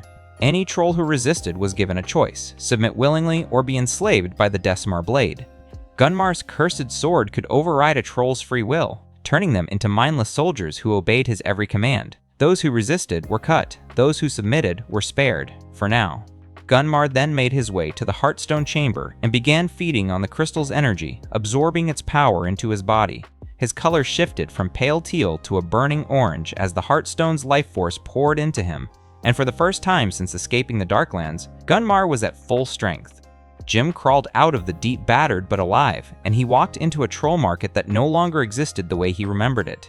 His friends, Claire, Toby, Blinky, and Arger, were huddled in Vendel's examination chamber, mourning. Blinky had found the anamnesis stone in Vendel's hand and activated it, and the projection showed everything: Usurna revealing her allegiance, drawing the blade, killing the elder who had trusted Jim when nobody else would. The team now knew the truth, but the truth didn't change the situation. Troll Market had fallen. Gunmar held the Heartstone, and Usurna had framed Jim for murder. The evacuation happened fast. Claire opened a massive shadow portal, the biggest she had ever created, and the free trolls of Troll Market poured through it into the forest above Arcadia. The Creepslayers, Steve and Eli, were waiting on the surface with umbrellas to shield the emerging trolls from daylight. It was a chaotic, terrifying operation. Gum soldiers and Krubera guards pursued the evacuees, and mind-controlled Droll appeared, still enslaved by the Decimar Blade, his eyes blank and his movements mechanical, attacking his former friends on Gunmar's orders. The team fought through the ambush at the Gyre station. Claire held the portal open until the last troll was through, and then the connection to Troll Market severed. They were out, but Troll Market was gone. The home that had sheltered Trollkind for centuries was now Gunmar's fortress, and the Heartstone, The source of life for every troll in the region was being consumed by a monster who intended to use its power to end the world. Blinky, reluctantly but without hesitation, stepped into Vendel's role as leader of the Free Trolls. It was a position he had never wanted. Blinky was a scholar, a teacher, a troll who loved books more than politics and preferred quiet libraries to public speeches. But Vendel had been his mentor, and the trolls needed someone they could trust. Blinky accepted the responsibility with the same quiet determination that had carried him through every crisis since he first found Jim in that basement. The displaced trolls of Troll Market set up camp in the forests around Arcadia, hidden beneath tree cover and protected by geomantic wards that the team placed throughout the area. Protective sigils etched into rocks and trees that repelled Gum scouts. The setup was temporary, uncomfortable, and deeply precarious. Trolls who had lived underground for centuries were now exposed to a surface world that could kill them with a stray beam of sunlight. Every dawn was a crisis. Every cloud that moved was a threat. For weeks, Gunmar dispatched scouts into Arcadia to track down the Free Trolls, and for weeks, the Trollhunters intercepted everyone. Jim, Claire, and Toby ran constant patrols, covering ground that used to be handled by an entire Troll Market guard force with just the three of them, plus whatever support Argy and the Creepslayers could provide. The workload was crushing. Jim barely slept. Claire's use of the Shadow Staff was becoming more frequent and more strained, and the dark energy it channeled was taking a visible toll on her. Bags under her eyes, a shorter temper, moments where her attention seemed to drift somewhere else entirely. Arg took it upon himself to go undercover. He disguised himself as a Gum, which mostly involved walking more aggressively and growling at things, and infiltrated Troll Market to spy on Gunmar. What he found was alarming. Gunmar was not preparing a ground assault on Arcadia. He was waiting. Specifically, he was waiting for a sign from Morgana, the ancient sorceress still imprisoned beneath the Heartstone, on how to begin the Eternal Night. The Eternal Night was Morgana's ultimate weapon, a magical event that would blot out the sun permanently, allowing Gunmar's army to march across the surface world without fear of daylight. It was the endgame, and Gunmar was impatient to begin. Dictatious, still blind and still pretending to receive visions from Morgana, was juggling his deception with increasing difficulty. Gunmar demanded guidance, and Dictatious kept fabricating prophecies that told the Gum leader what he wanted to hear. Usurna knew Dictatious was lying. She had figured out his fraud, but kept silent about it because the two of them needed Gunmar focused on conquest rather than on executing his unreliable advisors. It was a fragile arrangement held together by mutual cowardice. On the surface, the adults in Jim's life were being pulled deeper into the war. Barbara had recovered more of the truth about her son's double life, and while Jim had tried to protect her by keeping her in the dark, the events of Part 2 had made secrecy impossible. Barbara knew about trolls. She knew about the amulet. She knew that her son had been fighting a war for months while she thought he was just bad at managing his homework schedule. Her reaction was complicated. She was scared, she was angry at being lied to, and she was proud of her son in a way that made the fear worse, because pride couldn't keep Jim safe. Strickler returned to Arcadia during the stretch, now firmly positioned as an ally. An uncomfortable, mistrusted, occasionally useful ally. His relationship with Barbara had survived everything, somehow, and his knowledge of Gunmar's strategies and the Janus Order's infrastructure made him valuable to Jim's team, even though nobody fully trusted him. Strickler sat at the Lake family table, eating dinner across from a teenager who had once wanted to kill him, next to a woman he had once endangered, and somehow the conversation was almost normal. The show played this with a maturity that respected the complexity of the situation. Strickler was not forgiven. He was tolerated because the war was bigger than grudges.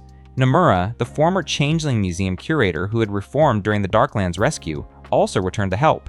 She was sharp, practical, and had no patience for sentiment, but she fought alongside the team without hesitation. Her combat skills filled a gap that the team badly needed, and her perspective as a former enemy gave her insights that the others lacked. Nomura understood how Gunmar's forces operated because she had been part of them, and that understanding saved lives. Claire's connection to the Shadow Staff had been deepening throughout Part 2 and into Part 3, and the consequences finally arrived in one of the show's most unsettling arcs. Morgana, imprisoned beneath the Heartstone, had been reaching out through the dark energy that powered the staff, using Claire as a doorway back into the world. At first, it was subtle, Claire sleepwalking, her eyes flickering with an unfamiliar glow, moments where she said things she didn't remember saying. Then, it escalated. Morgana possessed Claire directly. In one scene that played like a genuine horror episode, Claire's body moved without her control, her voice changed, and the ancient sorceress used Claire's hands to retrieve Angor Rot's severed head from a troll market vault. Morgana needed Angor for her plan. She intended to resurrect the assassin with a portion of her own soul, binding him to her service once again. Claire carried the head through a shadow portal to a cave in the middle of a purple ocean where Morgana's spirit appeared and declared that Angor would rise and set her free. The possession pushed Jim into action. Working with Strickler, who recognized the signs of Morgana's influence, Jim and Toby entered the Shadow Realm to rescue Claire's trapped spirit. The Shadow Realm was a place of pure darkness, populated by shadow creatures and ruled by Morgana's lingering consciousness. Claire's spirit was imprisoned there, separated from her body, and Morgana used every trick she had to prevent the rescue: illusions, attacks, attempts to trap Jim and Toby alongside Claire forever. But Claire fought back from the inside. Even trapped, even separated from her body, Claire managed to reach into Morgana's mind and sever her connection to the Shadow Staff. It was an act of raw willpower. Claire, who had started this story as a girl trying to get her brother back, reached across a metaphysical divide and told an ancient sorceress to get out of her head. The connection broke. Claire regained her body. Morgana was pushed back into her prison beneath the Heartstone, but the damage had been done. Claire had seen inside Morgana's memories, and she retained fragments of the witch's knowledge, including a deeper, more personal understanding of shadow magic that went beyond anything the staff could teach her. Not Enrique played an unexpected role in this arc. The scrappy little changeling who had been pretending to be Claire's brother for so long threw himself into danger to stop Morgana from banishing Jim into the Shadow Realm. It was a small, fast moment, not Enrique tackling a possessed Claire mid-spell, but it mattered because it showed that the changeling had fully committed to his adopted family. He wasn't pretending anymore. He cared about Claire, about Jim, about the team, and he was willing to risk his life to prove it. Barbara, meanwhile, was dealing with the fallout of discovering just how deep the rabbit hole went. She confronted Merlin about Jim's situation, confronted Strickler about his past, and tried to hold the non-troll adults of Arcadia together while their children fought a war. Claire's parents were brought partially into the loop, and Ofelia Nunez came up with a plan to cover for the team's activities by staging an elaborate distraction for a visiting police detective. The adults of Arcadia were not warriors, but they were resourceful, and the show gave them enough agency to feel like participants rather than bystanders. Gunmar's next move was to claim the Staff of Avalon, Merlin's most powerful artifact, hidden deep within the wizard's sealed tomb.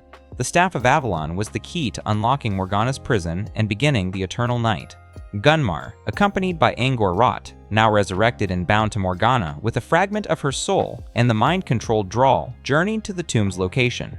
Jim and his team raced to stop them. They failed. The confrontation inside Merlin's tomb was the darkest sequence in the show. Gunmar overwhelmed Jim's defenses. Angor Rot, fully restored and more powerful than before, fought with a ferocity that went beyond even his earlier appearances. And Droll, loyal, brave, suffering Droll, still trapped behind his own eyes by the Desmar blade, was forced to fight against the people he loved. Jim tried to reach him, tried to break through Gunmar's control with words and emotion in sheer desperation, but the blade's hold was too strong. Drael died in Merlin's tomb. The details were swift and brutal. Gunmar turned Drael's enslaved body against the team one final time, and in the chaos of the fight, Drael was struck down. Whether Jim or Gunmar delivered the final blow was secondary to the pain of it. Droll, son of Conjugar, the troll who had gone from rival to guardian to family, was gone. Jim had trained in his basement, fought beside him, trusted him at his back through every crisis since Part 1. Now he was kneeling next to Droll's body in a collapsing cave, while Gunmar walked away with the Staff of Avalon. To reach the tomb's inner chamber, Jim had been forced to break the Amulet of Daylight, using it to bypass a seal that Merlin had placed on the entrance. The amulet shattered in Jim's hands, and with it, the Sword of Daylight and the armor and the entire magical system that had defined Jim as the Trollhunter. He was standing in Merlin's tomb with a dead friend, a broken weapon, and no way out. Then they found Merlin himself. Deep in the tomb, past the traps and the seals and the collapsed tunnels, the team discovered the wizard, not dead, but asleep. Merlin had been in a state of suspended animation for centuries, depleted from the battle against Morgana, waiting for the moment when he would be needed again. He woke slowly, blinking at the teenagers and trolls standing over him, and his first reaction was annoyance. The world had woken him too early or too late, and everything was a mess. Jim handed Merlin the broken pieces of the amulet. Merlin looked at them, sighed, and began putting them back together. The wizard was cranky, imperious, and deeply unhelpful in the emotional support department, but he was brilliant. He rebuilt the amulet. He showed the team the true history of the Battle of Killahead, his fight with Morgana, the cost of imprisoning her, the fact that his magic had been almost entirely spent in the process. And he told Jim something that nobody wanted to hear. Jim was not strong enough to defeat Gunmar, not as he was, not as a human. Merlin had a solution. Jim did not like it. Merlin moved into Jim's house. Literally. He set up in the living room, scattered magical tools across every surface, and began working on something he refused to explain. He sent Jim, Claire, Toby, Blinky, and Arg on a scavenger hunt for rare ingredients, some of which he used to craft new armor for Claire and Toby, and some of which he used for a more secret purpose. He also melted down Jim's Vespa scooter for raw materials, which Jim did not forgive quickly. When Merlin finally revealed what the mysterious concoction was for, the room went quiet. The potion was designed to transform Jim from a human into a half-troll. It would increase his strength, his speed, his durability, and his connection to the amulet beyond anything a human body could sustain. It would make him capable of fighting Gunmar on equal terms. And it was permanent. The transformation could not be reversed. Jim would gain troll horns, troll skin, troll strength, and he would lose the ability to walk in sunlight, eat human food, or ever return to a normal human life. Jim fought Merlin over this. Physically, verbally, emotionally. He accused the wizard of manipulating him, of treating him as a tool rather than a person, of engineering the entire chain of events to force Jim into this choice. Merlin didn't deny it. He was honest in the most brutal way possible. The choice was Jim's, but the alternatives were everyone he loved dying in the eternal night. Jim could stay human and lose the war, or he could become something else and have a chance at winning. Jim drank the potion. The transformation was immediate and agonizing. His body reshaped itself. Bones stretched, skin hardened, horns pushed through his skull, his teeth changed, his eyes shifted. When it was done, Jim was unrecognizable. He stood taller, broader, covered in blue-gray troll skin with small horns curving from his forehead. The amulet's armor fused more completely with his body than it ever had before. He looked down at his hands, 5 fingers on one, 4 on the other, and for a long moment he said nothing at all. Then Jim ran. He fled into the forest outside Arcadia, moving faster than he ever had, jumping between trees and rocks with an agility that felt alien in his own body. Claire chased him but lost track. The Shadow Staff couldn't find him anymore because it didn't recognize the troll part of what he had become. Jim found a stream in the woods and looked at his reflection. The face staring back was not the boy who made breakfast for his mom. He sat there until river trolls, massive, gentle creatures who lived in the boulders, woke up and welcomed him as one of their own. They recognized him as a troll without question. The sunrise came and Jim reached toward the light instinctively. The warmth hit his hand and burned. He pulled back. For the first time in his life, sunlight was poison, and the realization broke something in him that all the battles and losses hadn't managed to touch. He wasn't just different, he was cut off from the world he had been fighting to protect. Jim went home. He tried to cook dinner for Barbara. He couldn't eat human food. His body rejected it, and instead he found himself absently consuming a blender and random kitchen objects with troll instincts he couldn't control. He sat at the table across from his mother, who was trying very hard not to cry, and neither of them could pretend that anything was normal. Later, in his room, Jim tried to pull the amulet off and couldn't. He found his school yearbook and realized he would never graduate, never go back to class, never sit in Senor Ul's room and pretend to know Spanish verbs. His friends found him on the roof of the school. Claire told him she loved him. Toby compared him to a nugget nummy, part best friend, part new friend, all Jim. Blinky looked at him with all 6 eyes and said the words that mattered most. He saw a champion, a friend, a son, a magnificent son. Jim hugged Blinky, and for a moment, it didn't matter what he looked like. Merlin arrived on the rooftop and told them it was time. The eternal night was coming at sunrise. The final battle was hours away. Morgana's spell hit Arcadia at dawn. Using the Staff of Avalon and the energy of the Heartstone, combined with the remains of dozens of Gum soldiers, she had killed herself for the ritual, a detail that horrified even Angor Rot. Morgana created a massive black tornado that spiraled up from Troll Market and consumed the sun. The sky over Arcadia went dark. The eternal night descended, and every troll weakness to daylight was erased in an instant. Gunmar's army rose from the ground. Gum soldiers poured through the streets of Arcadia, attacking homes, overturning cars, driving the human population into hiding. The citizens of Arcadia, who had been enjoying the school's Battle of the Bands competition, scattered in terror as trolls crashed through the park and the shopping district. The eternal night was not a metaphor, it was an invasion, and Arcadia was the front line. The team split to cover as much ground as possible. Claire and Toby took responsibility for evacuating the Battle of the Bands crowd and clearing civilians from the most dangerous areas. They fought Gum soldiers in the streets with newly forged armor. Merlin had crafted combat gear for both of them using the ingredients they had gathered, and they fought well. Claire's shadow magic was at its peak, opening portals to redirect attacks and dropping soldiers into each other. Toby's warhammer swung through troll after troll, and for all his jokes and self-deprecation, Toby Domzowski was a warrior when it counted. Strickler and Nomura joined the surface defense, fighting alongside each other with the grim efficiency of former enemies who had found something worth protecting. Steve and Eli, the Creep Slayers, waded into the battle with improvised weapons and zero tactical training, but absolute commitment. Steve ended up wielding a Gum spear at some point during the chaos. Nobody saw how he got it, and nobody asked. Merwin and Ard infiltrated Troll Market to confront Morgana directly. The plan was to strike before she could reach full power, but Morgana was already beyond what Merlin had anticipated. She had absorbed all the magical energy from the Staff of Avalon, including what remained of Merlin's own power, leaving the wizard weakened and outmatched.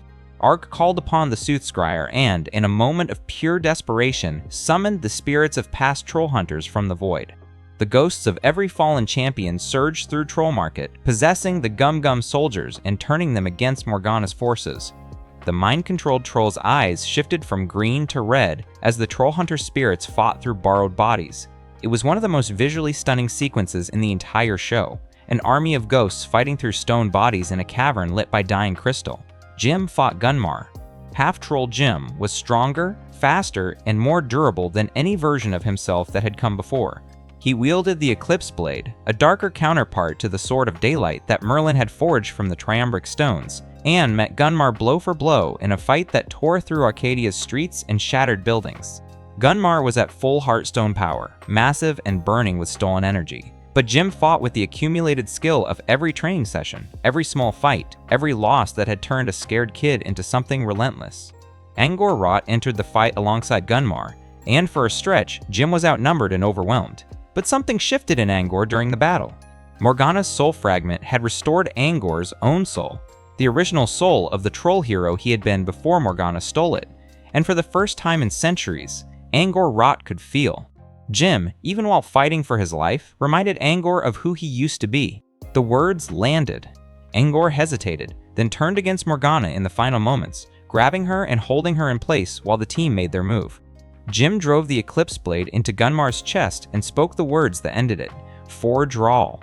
Gunmar staggered, the stolen Heartstone energy draining from his body, and the Gum leader who had terrorized both worlds for centuries fell.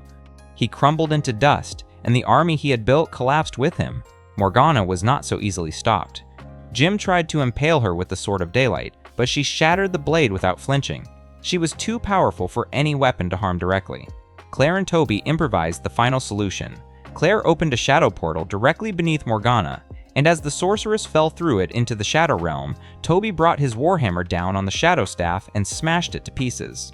The staff, the only known way in or out of the Shadow Realm, was destroyed, and Morgana was trapped on the other side, screaming as the portal sealed shut forever. Angor Rot died in the blast of Morgana's destruction, his borrowed soul flickering out alongside the sorceress who had stolen his original one.